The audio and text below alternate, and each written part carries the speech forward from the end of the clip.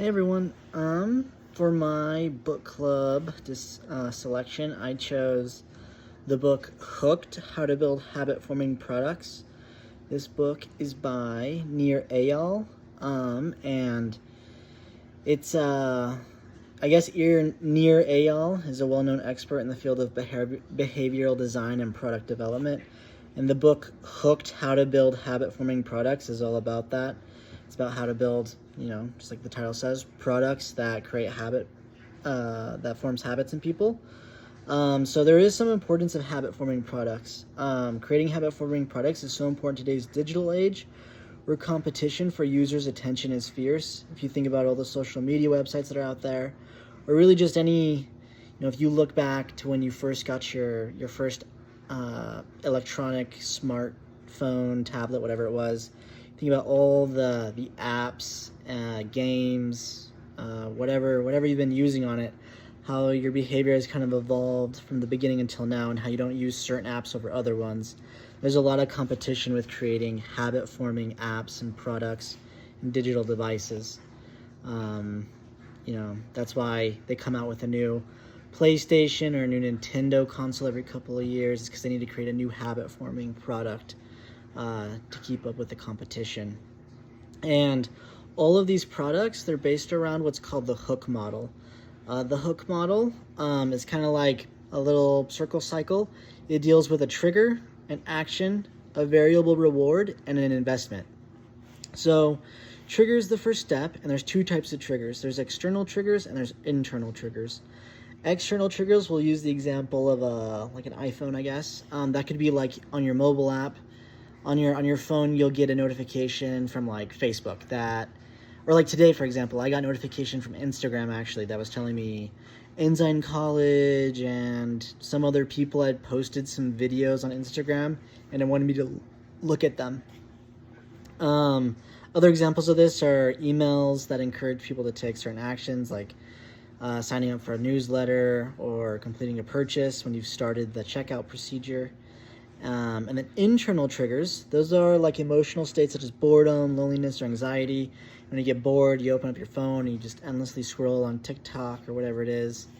Or it has to deal with like an association with a specific environment. When you're, I know like a lot of guys, when they're at church on Sunday, sacrament meeting, they pay attention, but then once they hit elders quorum, then they scroll through their phone just staring at it. So those are like little internal triggers inside your head. And then that leads to an action. Actions are when you then are triggered to like open up, we'll just go with the Instagram app. I get the notification, a push notification to look at the app. I open it.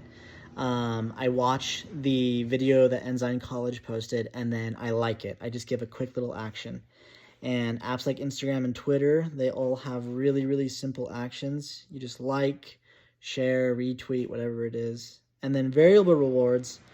Habit-forming products have variable rewards, which is kind of like the same thing that gambling plays on. It's when you are expecting something.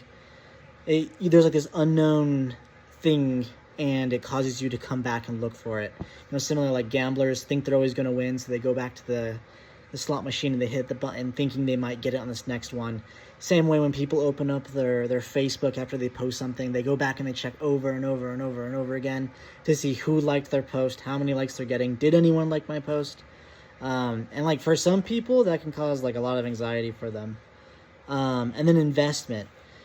Once you get that variable reward, the whole point is so that you invest more time and money into the application. This is the whole purpose of the product.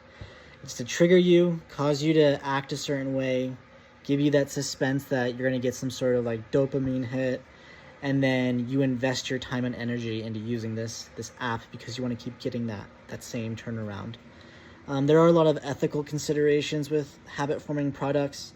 I think there's a documentary on Netflix that talks about, I forgot what it's called, but it talks about how like applications like Facebook and YouTube and Google, because they are habit-forming products, they provide people with information, and as a result, they can kind of sway the way people think and behave. So there are some ethical considerations on how habit-forming products should be used and what they do offer consumers. Overall, the book was pretty good. Lots of interesting information. If anyone's an entrepreneur or wants to create a product, or if you're gonna sell a product, you want to make sure you're selling or creating a product that is habit forming, because that'll create tons of revenue, and it'll ensure that your customers are hooked and they keep coming back for more.